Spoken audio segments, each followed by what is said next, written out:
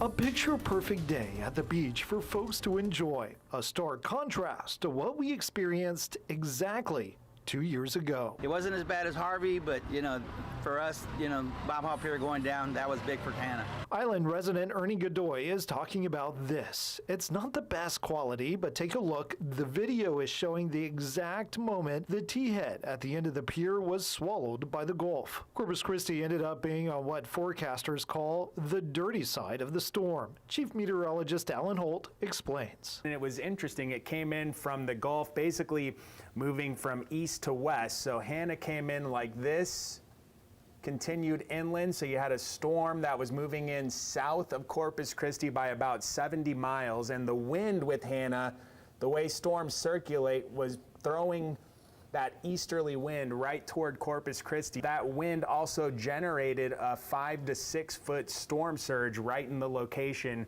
of Bob Hall Pier. 2 years later, and the rest of the pier is finally coming down. Crews with J.M. Davidson Marine Construction continuing the demolition phase of the project.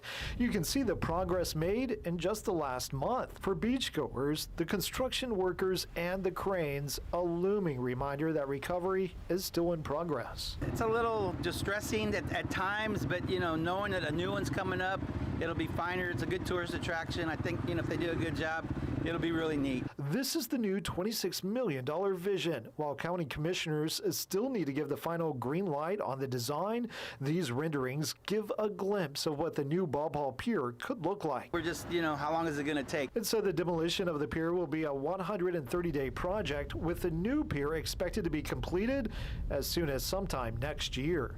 Bill Churchwell, 3 News.